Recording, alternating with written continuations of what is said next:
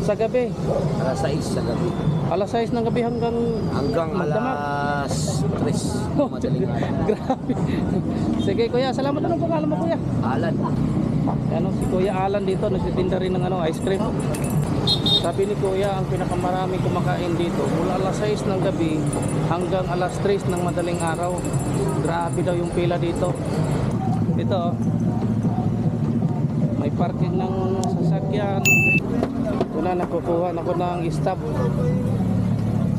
para makakuha na ng Diwata Paris Overload. Pila pa ako dito sa kanin ha. Madaming kumakain dito.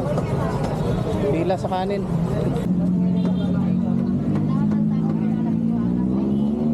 Ito yung pinipilahan dito. Paris Overload.